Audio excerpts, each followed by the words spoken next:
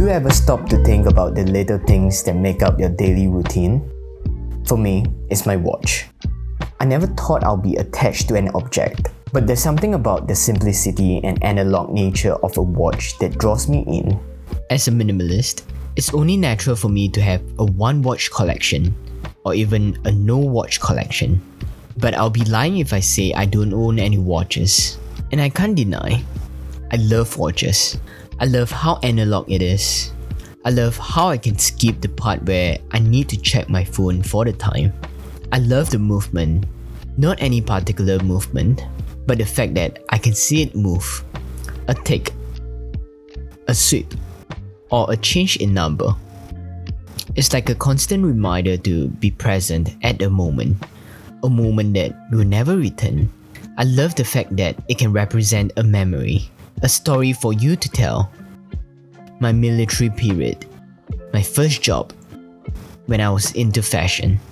It doesn't really bother me if watches are now a status of symbol or a tool to flex your wealth, as long as you have a story to tell. Like many other things in life, the things you purchase, the choices you make, or even the watch you wear, they kind of tell a story about you. I know it's kind of judgmental or a little bit superficial, but for a watch nerd like me, they kind of tell a story. It reveals a person's daily life, what they do every day. And not to mention, I love milestone pieces where they serve as a memento that, represent a certain important event in your life. I got myself a watch after my first official job.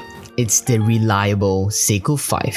I mean, it's reliable, it works, but I had to open it up and tighten some loose parts a few times to keep it running. But all in all, still a great watch, even though sometimes it might still stop and I have to shake it and wind them again. I love this vintage look a lot, especially the Roman numeral 6 and 12 on the dial. It kind of reminds me of this particular Rolex watch. I believe they call it the Buckley dial. That's the reason why I got this Seiko watch. But without any Arabic numerals around the dial. Even as a grown man, I kind of have trouble deciphering the time with just a quick glance. And to a point where I even missed an appointment because I misread the watch. I think it's an excuse for me to buy a new one, but oh well. And then that came my next watch. I needed something minimal, at the same time more utilitarian in terms of the functionality. I need something that removes redundancy, but essential items cannot be removed. The hour numbers have to be present. No date indication is fine, because I really appreciate the symmetry. No extra markers or bezel needed because it's just an everyday watch. A non-attention seeking sandblasted steel case that makes scratches hard to be seen as compared to a chrome one. So this is my new minimalist watch, or should I say a military watch. Yes, this is actually a military watch that celebrates history. Hamilton field watches were issued to soldiers back in the days. And I'm always a fan of military-inspired items because most of the time, functionality is its priority. Being a watch that celebrates history, that explains the full patina loom on the hands and dial. The 24 hours markers, that's how instructions were given in the military, without stating PM or AM. And also, the no-nonsense case that attracts no attention. Attention is something you wouldn't want to have in the war zone. And this watch being so vintage and strong in history is what I love the most, especially the full patina. Like many living in this 21st century, we take design and technology for granted, and we are always dumbfounded by mechanical movement. Not gonna lie, I was too. How can something operate without a battery? That was me years ago when I discovered my first mechanical watch movement. But I never knew watch movement can amaze me again with a hand winding movement. The routine of winding it once a while is like a rotary toy before it can power for the next 3 days. Troublesome? Definitely. But it's the action that brings you closer to the watch when you interact with it. I often find myself enjoying the crispy winding sound, a subtle click when you slowly wind your watch. Okay, let me cut in for a while. I need to show you how clicky this thing is. Right? It's like a daily ASMR therapy for me. That's the reason why I love analog products. Film, pen and paper, things that are unexplainable in this digital world. Again, you guys know a story behind a watch is an important factor for me.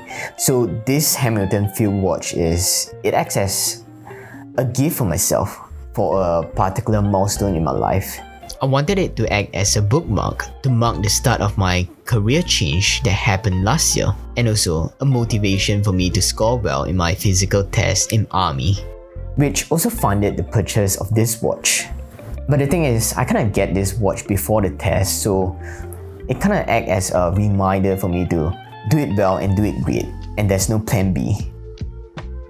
So this is my everyday watch for now. I do plan to have different watches in the future. For now, this is definitely my go-to every day. I bring it everywhere. I wore it to my office, to photo shoots, when I'm traveling, and even a couple of mountains. I'll bring it everywhere. And because it's such a beater watch, I don't really need to care so much about the condition. I'll be careful, but a little bit of scratches here and there, it's fine.